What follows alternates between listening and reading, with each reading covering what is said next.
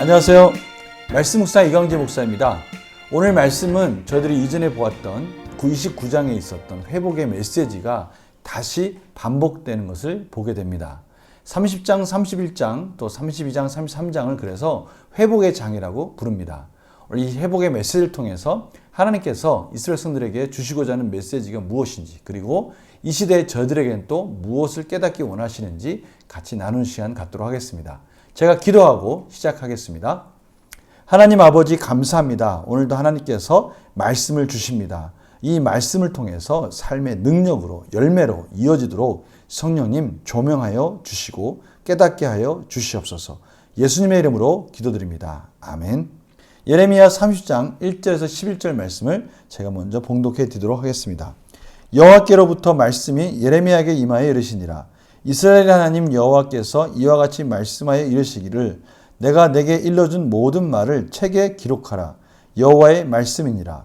보라, 내가 내 백성 이스라엘과 유다의 포로를 돌아가게 할 날이 오리니 내가 그들을 그 조상들에게 준 땅으로 돌아오게 할 것이니 그들이 그 땅을 차지하리라. 여호와께서 말씀하시니라. 여호와께서 이스라엘과 유다에 대하여 하신 말씀이 이러하니라. 여호와께서 이와 같이 말씀하시되 우리가 무서워 떠는 자의 소리를 들으니 두려움이요 평안함이 아니로다. 너희는 자식을 해산하는 남자가 있는가 물어보라. 어찌하여 모든 남자가 해산한 여자같이 손을 자기 허리에 대고 모든 얼굴이 겁에 질려 새팔에 졌는가. 슬프다 그날이여 그와 같이 엄청난 날이 없으리라. 그날은 야곱의 환난의 때가 됨이로다. 그러나 그가 환난에서 구하여 냄을 얻으리로다. 만군의 여호와의 말씀이라. 그날에 내가 내 목에서 그 멍에를 꺾어버리며 내 포박을 끊으리니 다시는 이방인을 섬기지 않으리라. 그들은 그들의 하나님 여호와를 섬기며 내가 그들을 위하여 세울 그들의 왕 다윗을 섬기리라. 여호와의 말씀이니라. 그러므로 나의 종 야곱아 너는 두려워하지 말라. 이스라엘아 놀라지 말라. 내가 너를 먼 곳으로부터 구원하고 내 자손을 잡혀가 있는 땅에서 구원하리니 야곱이 돌아와서 태평과 안락을 누릴 것이며 두렵게 할 자가 없으리라. 이는 여호와의 말씀이라. 내가 너와 함께 있어 너를 구원할 것이라. 너를 흩었던 그 모든 이방을 내가 멸망시키리라. 그럴지라도 너만은 멸망시키지 아니하리라. 그러나 내가 법에 따라 너를 징계할 것이요 결코 무죄한 자로만 여기지는 아니하리라. 아멘. 오늘 하나님께서 맨 마지막 부분에 이 공의와 사랑이 균형이 이루어지는 말씀으로 마무리 짓는 것을 저희들이 보게 됩니다. 이방 땅들은 다 하나님께서 심판하실 것이라는 것이죠. 그리고 이스라엘 백성들은 구원하신다는 것입니다. 그러나 분명한 것은 이스라엘 백성들을 구원하신다는 의미가 그들이 죄가 없다는 뜻이 아니라 그들은 징계를 받을 것이고 무죄한 자로 그렇게 여기는 것은 아니다라고 하나님께서 분명히 말씀하십니다. 그러나 이스라엘 백성들이 바벨론 포로로 갔을 때 그들이 너무 절망하고 두려워하지 않도록 하나님께서 그들에게 회복의 메시지, 때가 되면 반드시 하나님께서 구원을 이루실 것이라는 소망의 메시지를 통해서 위로해 주십니다.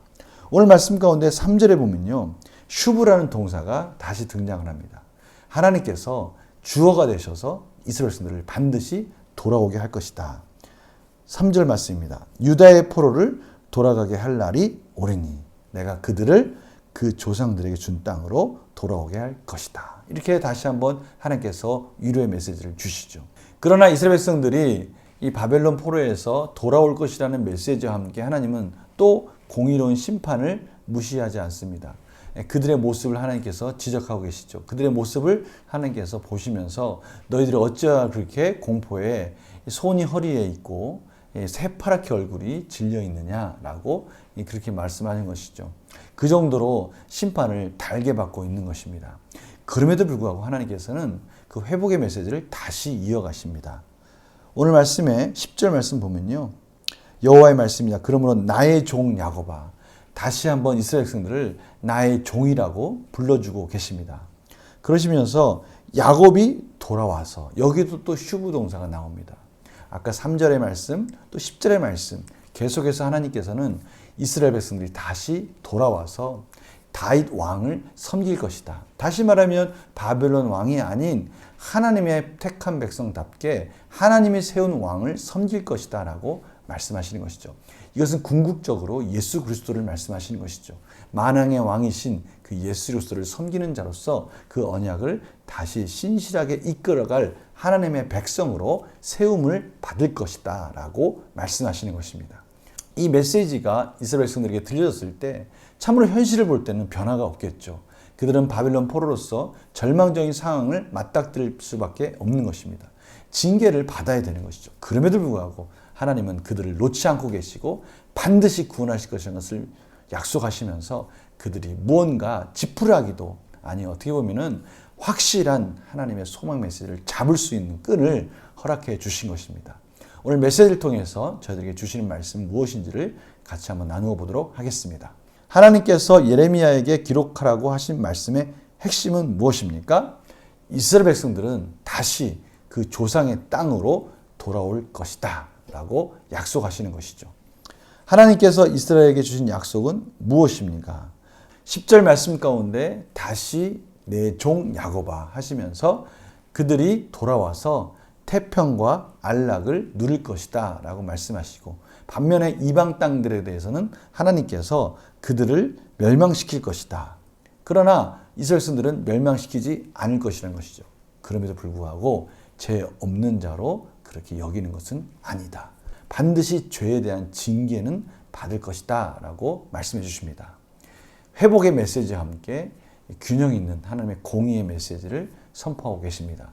근데 중요한 것은요, 내 종 야곱아라고 다시 하나님의 백성으로 부르셨다는 겁니다. 연구와 묵상을 볼까요? 하나님께서는 왜 이스라엘과 유다의 포로가 그들의 땅으로 돌아올 것을 약속하십니까? 하나님께서는 이스라엘 백성들이 비록 절망 가운데 있지만 그들에게 소망의 메시지를 주시는 겁니다. 그들과의 관계가 단절된 것이 아니라 하나님께서 그 언약을 신실하게 이끄시는 헤세드, 인자하심은 변함없이 이스라엘 백성들을 향하고 있고, 그 헤세드의 사랑이 결국 이스라엘 백성들을 다시 하나님 나라로 부르실 것이다, 하나님의 땅으로 부르실 것이다 라고 말씀하심으로 인해서 절망 가운데 있는, 낭만 가운데 있는 이스라엘 백성들이 그 소망의 줄을 놓지 않도록 하나님께서 예레미야를 통해서 말씀해 주시는 것입니다. 우리 삶 속에 바로 이 소망의 메시지가, 분명한 소망의 메시지가 있다면 견딜 수 있는 거 아니겠습니까? 바로 이스라엘 백성들이 힘들고 어려운 상황 속에도 이러한 소망 때문에 견딜 수 있도록 하나님께서 은혜를 베풀어 주신 것이죠. 느낀 점 볼까요? 포로 귀환과 함께 이스라엘 백성을 멸망시키지 않으시겠다는 하나님의 약속을 보며 무엇을 느낍니까? 결국은 하나님은 그들의 백성들에 향해서 징계로 말미암은 멸망이 최종 목적이 아니라는 것을 다시 한번 깨닫게 합니다. 저희들 삶도 마찬가지 아니겠습니까? 저희들이 죄를 짓고요, 또 하나님이 기뻐하시지 않는 일을 한다면 우리의 마음속에서 늘 이런 긴장감이 있어야 됩니다. 하나님께서는요, 죄를 짓는 그의 백성들을 그냥 눈 감아 주시는 분은 아니십니다. 어떻게든 그 죄에 대한 대가는 저희들이 이 세상에서 삶을 살면서 치를 수밖에 없는 거죠. 그렇지 않습니까? 저희들이 시간을 아끼지 않고 내 마음대로, 내 욕망대로 시간을 허비했다면 그 허비한 시간에 대해서 우리는 그 대가를 반드시 치를 수밖에 없어요. 그 시간에 우리가 알차게 썼으면 맺을 수 있는 열매를, 저희들이 그 열매를 맛볼 수 없지 않습니까? 이것이 곧 징계 아닙니까? 저희들이 그 시간에 정말 하나님 원하시는 기도의 시간을 드렸다면, 예배의 시간을 드렸다면 하나님께 충만한 은혜 가운데 어떤 어려움 속에서도 소망 가운데 이겨낼 수 있지 않습니까? 그러나 그렇게 하지 못했을 때 내 자신이 뭔가 다른 것을 의지하고 다른 것에 시간을 썼을 때는 그만큼 저희들이 이 세상을 살아갈 수 있는 능력을 공급할 수 없다는 거 아닙니까? 그것이 곧 우리가 살아가는 징계 아닐까요? 이러한 것들을 하나님께서 균형 있게 공의와 사랑을 같이 저희 삶 가운데 이루어지는 것들을 다시 한번 깨닫게 됩니다. 그렇다고 저희들을 놓는 건 아니시죠. 하나님께서 끊임없이 다시 회복될 수 있도록, 돌이킬 수 있도록 그 사랑의 줄을 놓지 않음으로 인해서 말씀을 주시고, 또 설교를 통해서, 때로는 여러 가지 과정들을 통해서 저희들을 다시 회복시키시는 하나님을 보게 됩니다. 결국 이 말씀은 저희들의 삶을 다시 한번 돌아보라고 하나님께서 말씀하시는 것이죠. 우리 삶 가운데 혹시 우리가 하나님의 말씀에 순종하지 못함으로 인해서 그 고난의 길을 자처하고 있지는 않는가? 그러나 저희들이 하나님의 은혜 가운데 다시 돌아와서 하나님 말씀 가운데 하나님 소망의 줄을 붙잡았을 때 저희들이 다시 일어나는 것들을 경험하지 않는가. 이런 것들을 저희들에게 지금 다시 한번 도전을 주고 계시는 것이죠. 결단과 적용 보겠습니다. 하나님의 말씀을 어겨 두려움에 처했던 적은 언제입니까? 바로 이것이에요. 두려움이 곧 징계 아닙니까?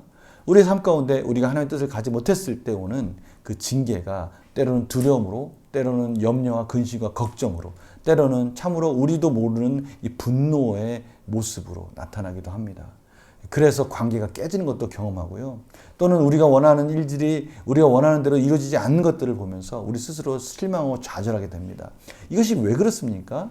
그것은 우리가 하나님의 뜻 가운데 하나님 원하시는 길을 가지 못했을 때 마땅히 우리가 짊어져야 되는 결과들 아니겠습니까? 이게 곧 징계 아니겠어요? 이러한 부분들을 한번 점검해 보자는 것입니다. 어려운 상황 속에서도 하나님의 약속을 믿으며 참된 평안을 회복하기 위해 무엇을 결단하겠습니까? 그럼에도 불구하고 그런 어려운 일이 있었을 때, 힘든 일이 있었을 때, 이러면 안 되겠다라고 해서 다시 하나님의 말씀으로 돌이켰을 때 우리는 또 놀라우신 하나님의 사랑을 경험하는 것입니다. 하나님께서 마치 기다렸다는 듯이 우리를 품에 안아주시고 다시 회복시켜 주시면서 놀라운 소망의 메시지를 통해서 다시 힘있게 일어나도록 이끌어 주시는 것이죠.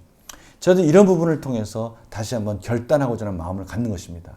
지금 저희들 삶 속에서 너무 힘들고 어려운 일들이 있습니까? 그때 혹시 이것들이 왜 일어났을까? 이런 어려운 과정들이 왜 있을까? 물론 연단의 과정일 수도 있지만 혹시 우리가 하나님이 원하시는 길을 제대로 가지 못하고 있어서 이루어지는 결과들은 아닌가? 그렇다면 우리가 실망하고 좌절할 필요가 없어요.